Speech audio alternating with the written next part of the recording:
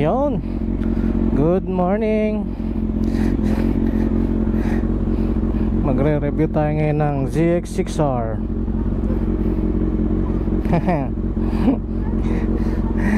The all new ZX6R 2020 pa pala.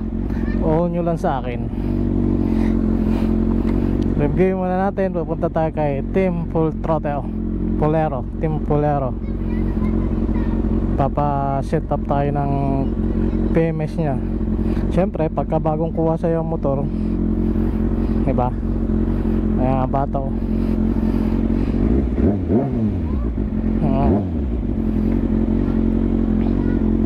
Let's go.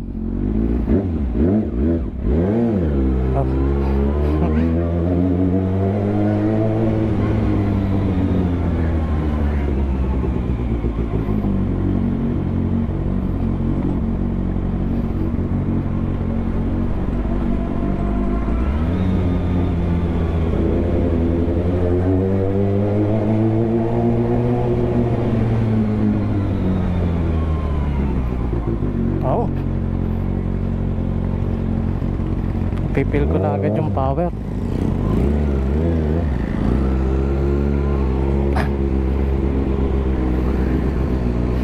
Smooth riding naman siya. Maganda, ano, medyo pino. Ano, kasubukan ng R6, ibang power ng R6 eh. Subukan ko din naman to. ZX6R. Naka-powerful ako. Traction control, 3. Yes. Oh, ayos, may eco mode din pala to.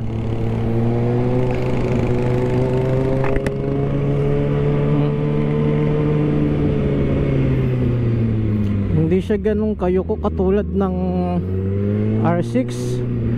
Ito medyo bended, parang Z1000 lang din ang upo mo, na inurong mo lang yung pet mo patras.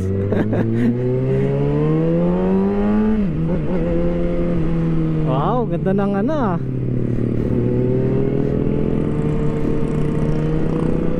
Shifting ah. Ang smooth nya. Grabe. Totoo nga. Ang sabi sa hula, ang aso tumawid pa.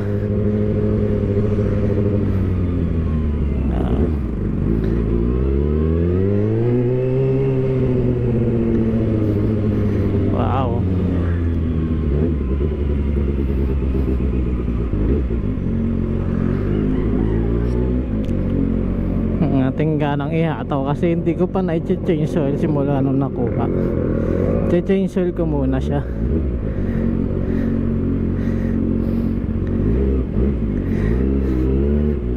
May orasan pa siya, 7:49. Ayos ah. Kompleto gauge. May gear indicator, may tachometer, auto. Kompleto. Temperature, range, fuel gauge, ayos. Signal light, meron. Okay. See, usually pag sa sports spec di na gaano ginagamit ang signal light. Hindi naman. Eh, nasasanay pa rin ako sa clutch. Naka-power clutch pa. Naka-power ano pa yan. Shifting pala to. Nasanay tayo sa all-in manual.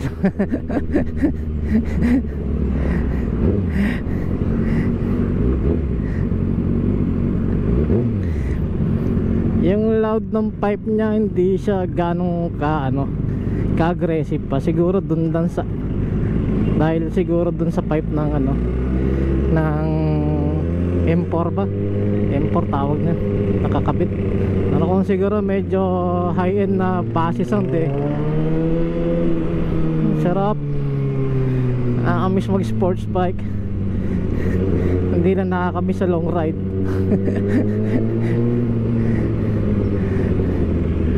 Masarap to pag early morning ang ride eh. Tapos mga quick ride lang, yeah, sold ka rito. Or even gagamitin mo sa track day, sa race track, sold to.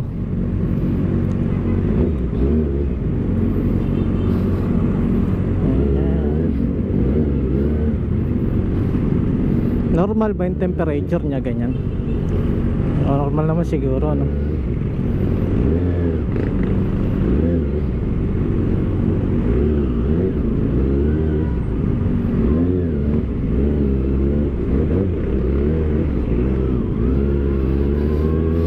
Traffic, aga-aga.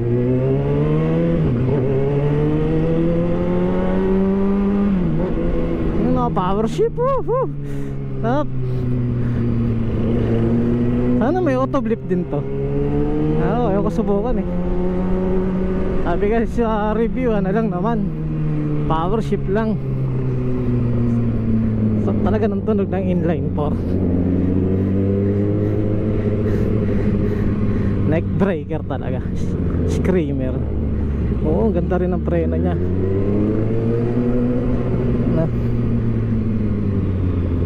Nice.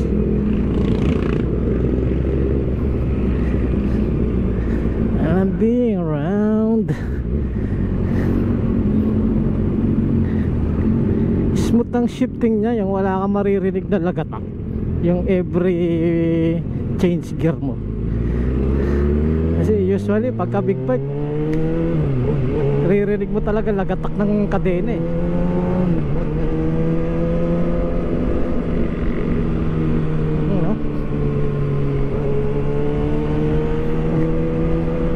Kiraan po. Sana bukas pa yung shop pag inabot natin. Bukas na. Aga ko kasi G8 pa lang eh. At least habang i-change oil eh, habang nag-aantay nagpapalamig ng makina. Ooh, I love that power, that screaming sound.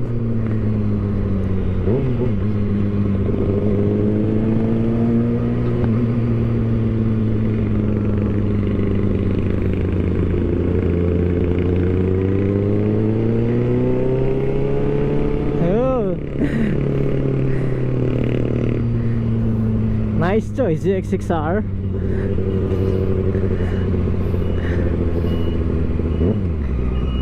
Sabi sa mga pangarap ko to nun eh, ZX6R. Nang hindi pa siya ZX6R, mga ang tawag nila nun 636 pa, Ninja 636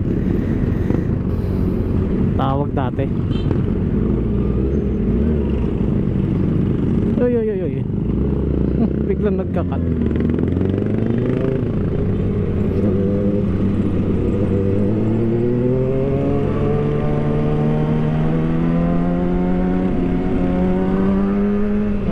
Banking.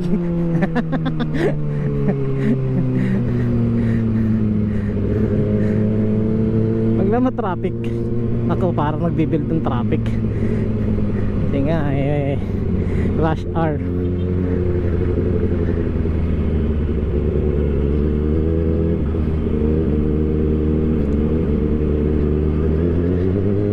Yung bigat niya ay same lang ng ano, feel ko sa R6, pero once na tumakbo na siya, magaan. Hindi lang magaan yung katawan ko kasi nakasubsob.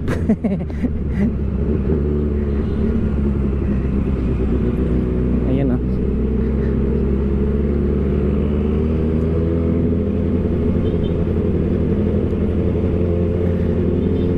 Mamaya tatry ko i-full tank para malaman ko yung fuel efficient ba siya o ano. Maganda naman, fuel efficient naman siguro to kaysa dun sa 1,000. Okay lang. Oh my, traffic. Ito ang ayaw ko sa big bike, hindi ako basta makasingit.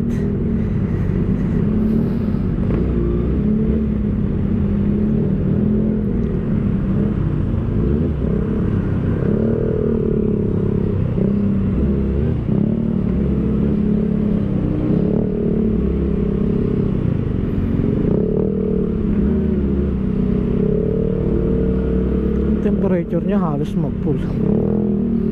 Scary ah. Sa traffic lang talaga.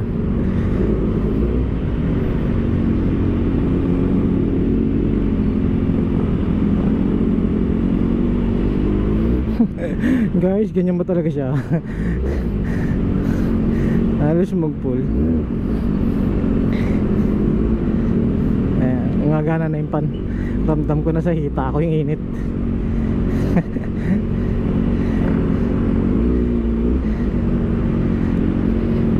Hindi ako makasingit-singit eh. Ang bigat ng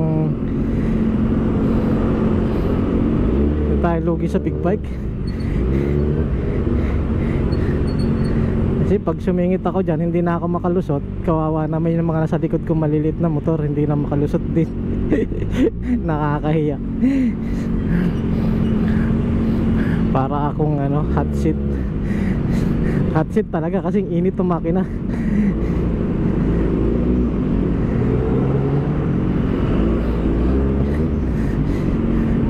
Guys, kung magbi-big bike kayo, ganito talaga mangyayari. Unless kung ang big bike nyo eh medyo madaling iliko-liko, standard positioning, pwede. At sanay na sanay kayo. Eh ako ngayon ko lang ginamit tong, ngayon lang ulit ako nag sports bike sa tagal.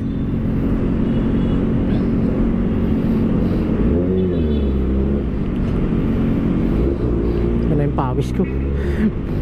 Lagatak na. Hindi pa ako naka nito, naka gear. Na jersey lang.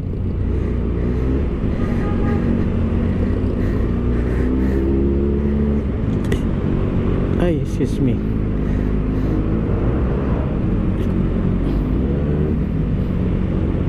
Ganda ng ano niya, ng tawag dito, ng stability riding niya.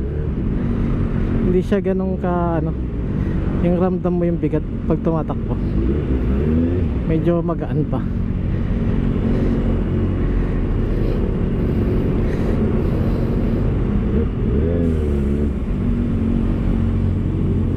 Yun lang. Kailangan pag naka freeway ako dito eh back para lumamig ang radiator.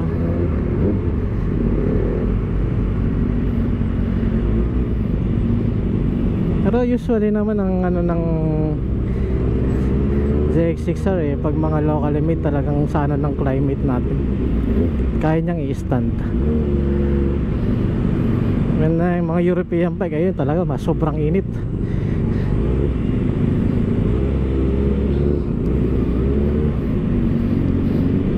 Go!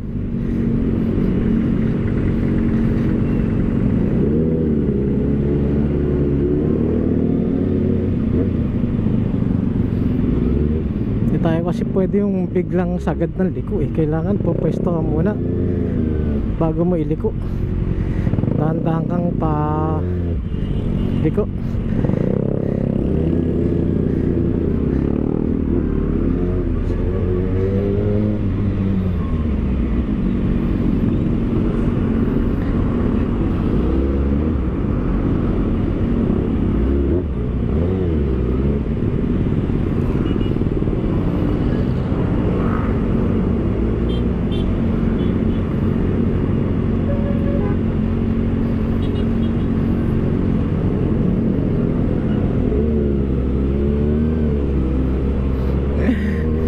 Traffic, big bike, wala magawa, ginusto ko yan eh.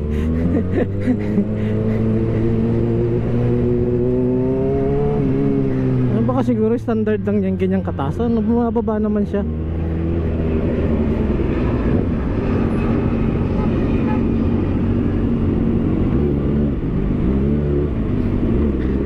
Ang awit lang talaga pag matagal ka nakayuko. Kasi lahat ng back ano mo, back pressure mo eh, kumbaga eh, pasan mo ang daigdig. Yan.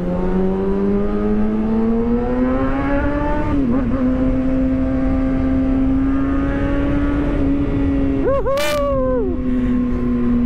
I feel the power.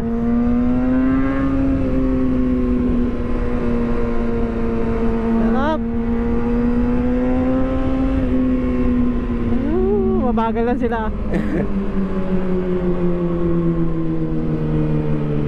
Nice.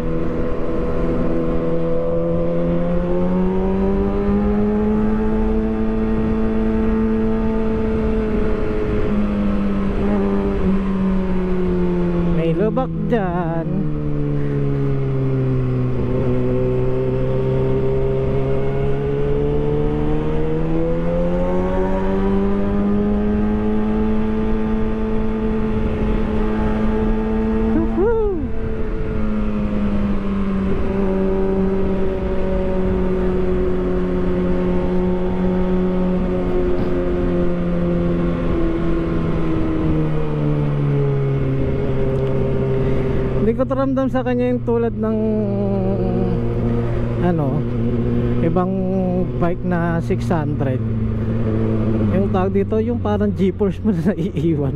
Para kang nahihilo.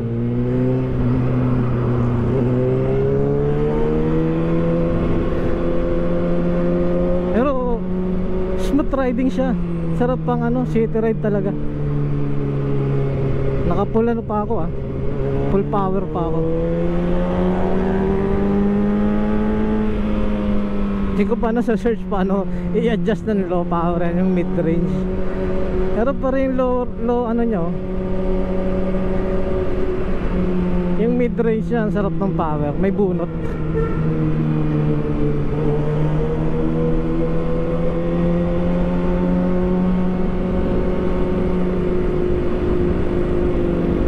Sarap.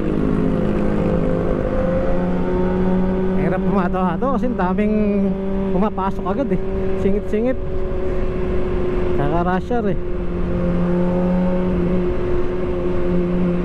I feel the power.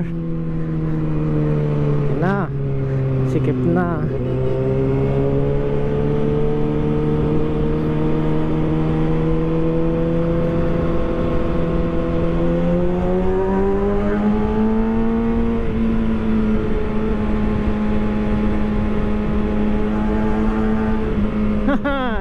Yan na ang traffic.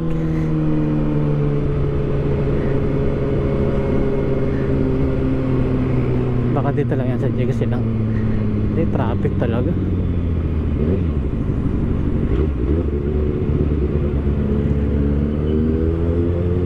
Ito ang maganda sa mga nimble bike kahit pa paano may sisingit-singit mo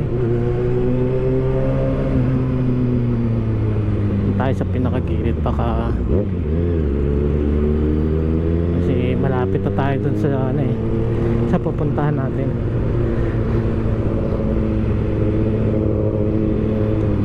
Problema naman kasi sa pinakagilid nandyan lahat ng mga tornilyo pako tumatalsik, sakasaluhin ngayon ang gulong mo, aroy.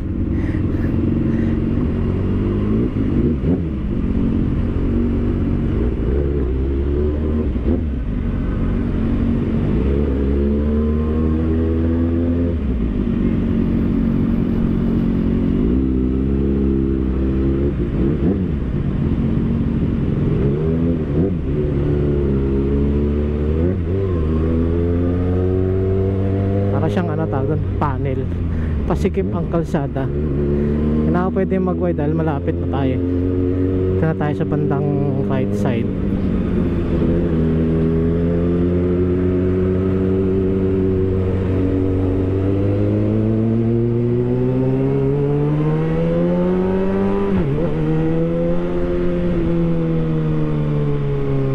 Ganda ng quick shift niya no? Nagang i-interrupt lang niya muna yung ano mo, acceleration mo, tapos pag pumasok pang, palo, ay sarap.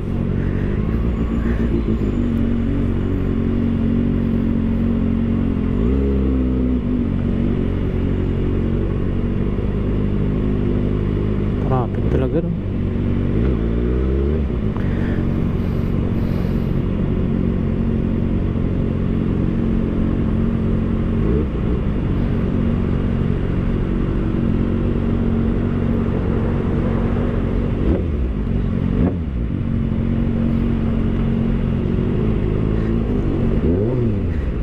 Ganda sa inline pa rin pinakabusina mo tambutso.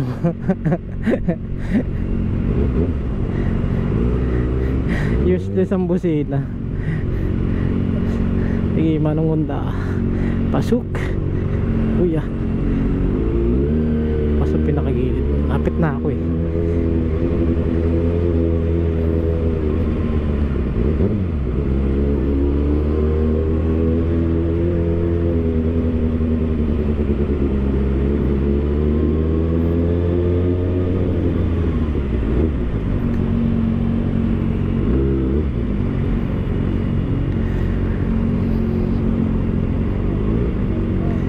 Ayan guys, lapit na ako kay Team Polera. PMS mo na sana, open na siya. Saan ba yun?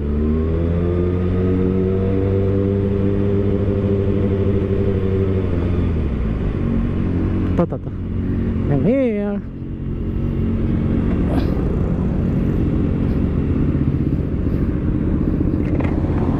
Good morning. Papa change oil sana.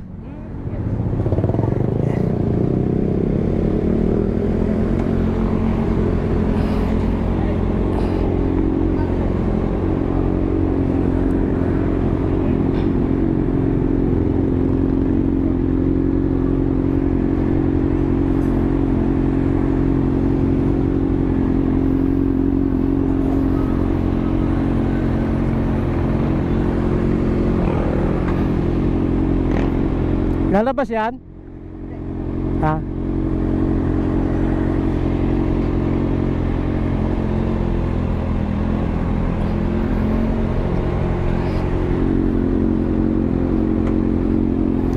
Yan, I'm here.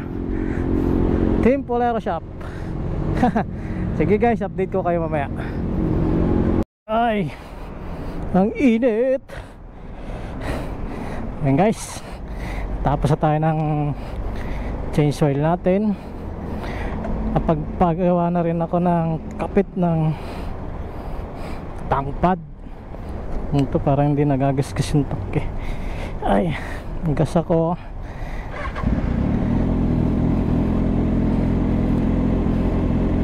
One click ah. Nice. Okay, let's go. Uwi na tayo.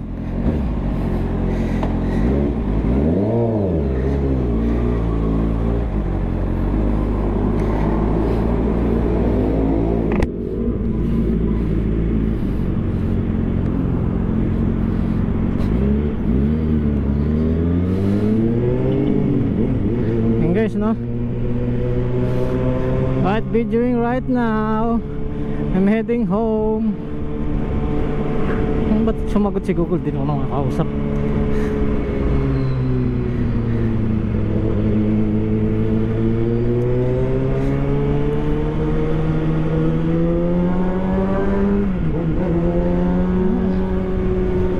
Woo!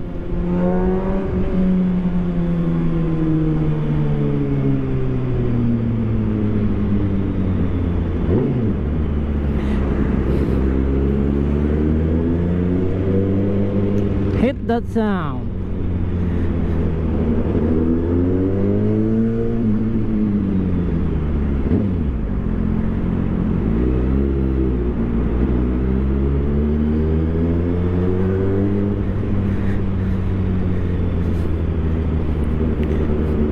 Change oil ako, ginamit ko Lucas oil. Ganda pala, no? Pino niya sa makina. Tsaka ang stick, bilis. Nadagdagan siguro ng horsepower. Kaso hindi mo maramdaman yung horsepower kung ganito ka-traffic naman. Aroy. Still recording? Yeah.